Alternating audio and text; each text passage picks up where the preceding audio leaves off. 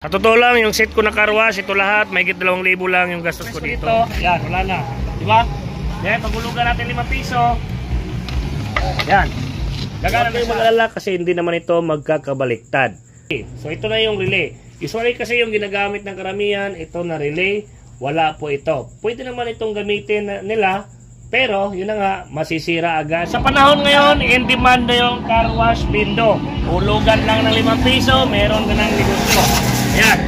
Ngayon, napakarami ng binibinta sa market. Ang tanong, matibay ba? Marami kasing nagme-message sa akin, sir, paano ayusin yung aking window car wash? Nasira. Marami silang sinisend ng mga picture. Iba-iba yung pag-build. So ngayon, ipapakita ko sa inyo, ituturo ko sa inyo sa video na to kung paano gawin itong car wash window. Napakadali lang. Actually, itong negosyo ko, nahulugan ng 5 piso, meron ako negosyo. Sa totoo lang, ang gastos ko dito, mahigit 2,000 lang. Yung binibinta dyan sa market, umabot ng 10,000, may 20,000. Yung ganito. Ngayon, ituturo ko sa inyo. Kayo na mismo yung mag-build. Gagastos lang kayo, mahigit 2,000 at may negosyo na kayong ganito. Alright, pakita ko sa inyo. Kung ipapatayin ko, kita nyo, oras, 4 minutes, sampulan natin, patayin ko. Patayin ko dito. Ayan. Diba, walang oras? 0. Yan, kung i-press ko dito, yan, wala na. Diba? Yan, pagulugan natin 5 piso. Yan. Gagana na siya. Diba? Napakalakas. Kahit tono, putol. Yan. So ngayon, ituturo ko sa inyo kung paano to gawin. Paano mag-assemble, ano yung mga kailangan na materials. Isa-isahin natin, siyempre, para matuto kayo. Mas maganda kasi kayo na mismo yung gumawa ng negosyo nyo, car wash window, kaysa bumili kayo sa online. In the long term, magkakaproblema kayo paano yan ayusin. Pag nasira yan, paano nyo ayusin. Pero pag kayo yung gumawa nito, napakadali na lang kasi step by step yung tuturo ko sa inyo. At the same time, kasama na doon yung tutorial kung paano mag-repair, ano yung mga possible na masisira. So tara, samahan niyo ako. Bago tayo magsimula, isa-isahin ko muna sa inyo yung mga kailangan natin na gamit para mabuo yung car wash window machine. First natin na kailangan is yung power supply or PSU. Pwede siya 2 ampere, 3 ampere hanggang 5 amperahe. Ito po ay centralized power supply. Ito po yung kanyang itsura. Ang pangalawang kailangan naman natin is yung ating coin slot. No? Yung coin slot na hulugan ng 5 pesos. Sa ngayon, available na sa Alan yung bagong 5 piso at saka 5 piso, tinatanggap na nito. Ito po yung kanyang itsura. Yan. Tapos yung kasunod naman is yung ating timer. Alan timer. Ito po siya. Ito yung kanyang karton. Ayan. Then next naman is kailangan natin is yung relay. Ito po yung kanyang itsura pag nabili niyo po. So ngayon ipapakita ko sa inyo yung kanyang laman. Ganyan po siya. So huwag kayong mag-alala kasi hindi naman ito magkakabaliktad. Saksak nyo lang, hanapin nyo lang yung tamang pagsaksak. Yan. So pagkatapos nyo madugtong, mapapansin nyo, iba-iba yung kulay ng kanyang mga wire. Dito yellow, blue at saka dito naman is pula. So kailangan nilang putulin yung isang kulay blue. Yan. Wala yan gamit. Tapon nyo kung gusto nyo itapon. So dito naman is di pa naputol. Mapakita ko sa inyo ngayon, puputulin ko yung isang kulay blue. Pag nakompleto na yung mga gamit, unang gagawin nyo yung power supply, saksakan nyo ng wire. Katulad dito. Sample lang ito, kaya maiksing wire. So be careful lang, may output siya na 12 volts, pero mayroon namang sign, positive at saka negative. So yung saksakan nyo ng kuryente, 220 volts yung input, dito sa L, line at saka N, neutral. Then yung output na 12 volts, itong positive at saka negative. So mamaya papakita ko sa inyo kung saan natin isaksak. Ang sunod na gagawin is yung ating relay. Ito po yung kanyang sample. Dapat po ganito yung position. Nasa ilalim yung pula, no? Baka mabaliktad, nakaganon. So ito lang pala tandaan, yung metal niya dapat nasa likuran yung kanyang metal. Kasi pareho namang may kulay yellow sa gilid. Tapos yung kanyang blue, yung kinat natin kanina, nasa harapan. Tapos yung pula is nasa likuran. So ganyan po dapat yung position. The next is yung ating Alan timer. So, una yung gagawin, syempre, yung ating relay. Yan, dapat ganyan yung position. Andito yung plug, andito yung outlet para di kayo malito. Nakakalito yung wire pag tingnan sa malayo. Pero pag na-explain ko na sa inyo kung saan yan papunta is hindi na kayo malilito. So, ngayon proceed na tayo sa pagdugtong ng mga wire. So, yung relay natin, yung sa kaliwa, dugtungan nyo ng kulay pula, meaning positive. Ito po siya. So, hanap lang kayo ng wire kung anong available dyan. Basta, remind lang, positive yung sa kaliwa na yellow na wire.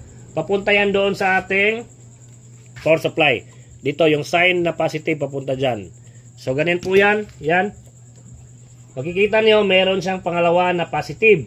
Yung pangalawang positive na nakadugtong doon sa dulo, papunta po yan sa ating Allen timer. Ito po kasi yung magpapower sa ating timer. Tanggalin ko muna para makita nyo. Yan. So, yung itong saksakan na to, papunta sa ating timer. Yung isa niyan is positive. At yung isa naman is negative. So, yung positive niya na wire is yun na nga, karugtong dito sa ating yellow na wire sa ating relay. Yung sa kaliwa, di ba? Dito sa dulo, magkarugtong yan. So, mamaya, isaksak natin yan. Pakita ko sa inyo. Then, next naman, yung sa, dito naman sa kanan ng relay, yung sa kulay yellow, is papunta din yan sa timer. Ito na yung magiging switch natin. Nakakonect siya sa pula na wire, pero papunta yan sa negative ng power supply. Usually kasi yung ginagamit ng karamihan, ito na relay, wala po ito. Pwede naman itong gamitin nila, pero yun na nga, masisira agad yung car wash bin doon yun. Napakadali lang masira. Baka hindi yan abutin ng isang buwan. O kung abutin man ng isang buwan, ilang buwan, isang taon, napakaswerte na sit up, hindi nasira agad yung relay. Pero ito yung pinakamagandang sit up na wala kayong alanin kung masisira yung car wash bin doon nyo, kung masisira yung timer ito nyo, masisira yung relay. Yung iba kasi pag nasira yung relay, hindi nila alam yung gagawin, papalitan nila ng timer. At pag nasira ulit, papalitan ng timer, ganun lang yung trabaho, palit ng palit. Dito sa setup natin, napakatibay ito. Ito nga itong relay, bihira lang yung masira. At kung masira man yan, marami na yung mga factors sa dahilan para masira itong gamit natin na relay. So ngayon, yun na nga, ipakita ko sa inyo. Diba, itong yellow papunta doon. Yan.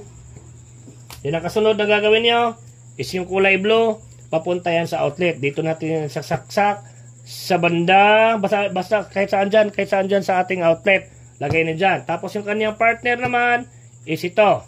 So kayo nang bahala maghanap ng wire kasi walang available na wire na katapat nito. So kailangan nila maghanap ng wire papunta sa ating outlet para maging dalawa na yan dyan. Then papunta naman yung isang wire sa ating plug. Ito, sa ating plug.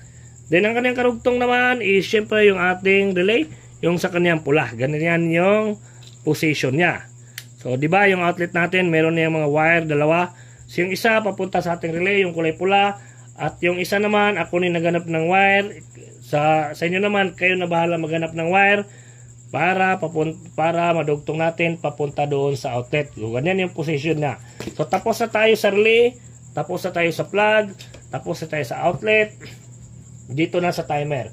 So, kung makikita nyo dito sa relay, meron na yung wire, merong wire na available. Yung black niyan is negative. Huwag kayong malito dahil yung karugtong niya is pula pero hindi yan positive. Diba papunta yan sa relay dito. At yung ground naman, itong negative, papunta yan dito sa ating power supply dito. Yan. So unang pinakita ko sa inyo, yung positive kanina na dalawa, papunta sa positive. So ngayon naman, yung sa relay natin, yung wire na ground, papunta dito sa negative. Kung mapapansin nyo, dalawa din yung negative. Katulad ng positive, dalawa din, magkarugtong.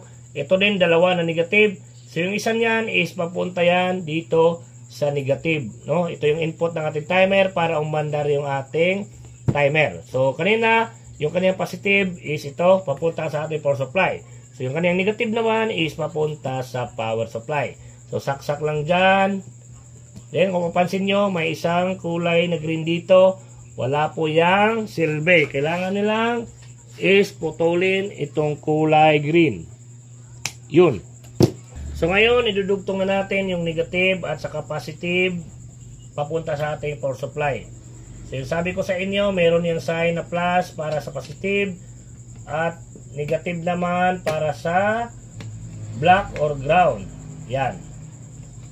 Then pagkatapos ng ground, isunod natin yung sa positive. Saksak natin. Saksak natin. So tingnan nila, sundan nila yung sign. Para di kayo malito, yung positive is bandang yung may light dito, pinakagilid. Yan yung positive, no? Ako kasi di ko na tinitingnan yung sign. Yung palatandaan ko na lang yung sa pinakagilid is yan na yung pula or positive.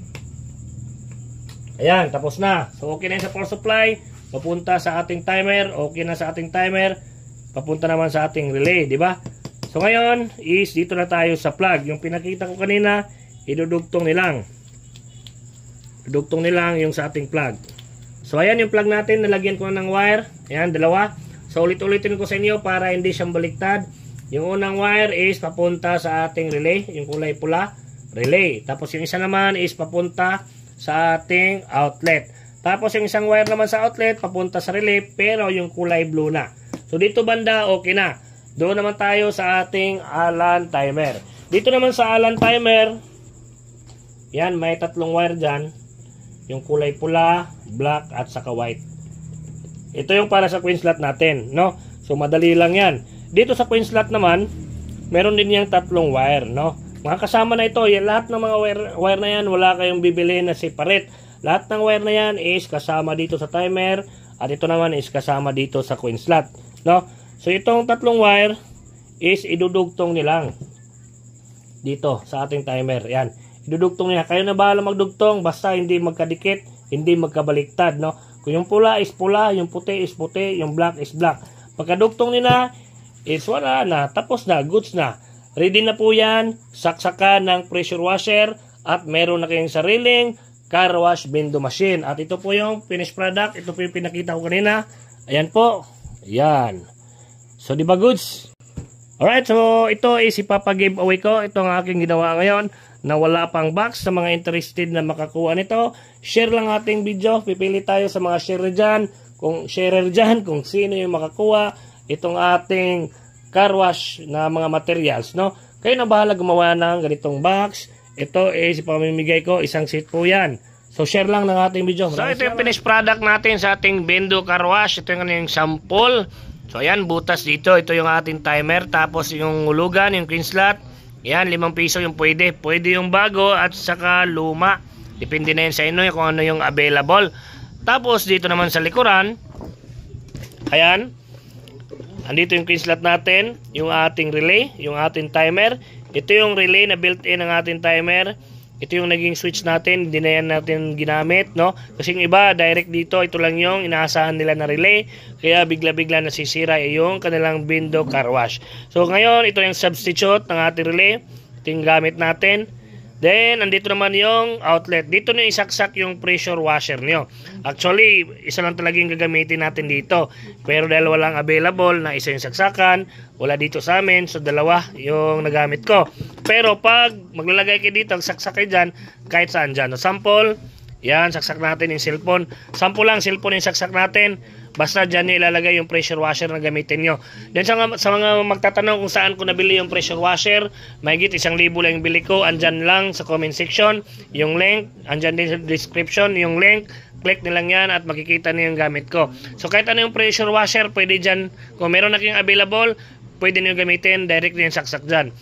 Then dito naman yung outlet niyan, ito yung galing sa ating kuryente mismo. Dito na isaksak yung ating power supply. At the same time, yung karugtong ng ating outlet dito. So, sampulan natin. Yan, hulugan ni Mrs. So, tingnan nyo, yung cellphone niya, walang oras. Yung paghulog dyan. Walang charge.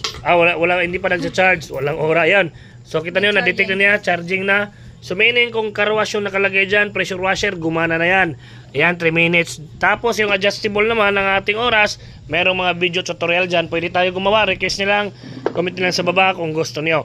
So again, yung aking materials na gamit kanina, ipapag-giveaway ko sa mga share dyan. Pipili tayo dyan. Huwag kalimutan ni share. At syempre kung may mga katanungan kayo, comment nila sa baba. Maraming salamat!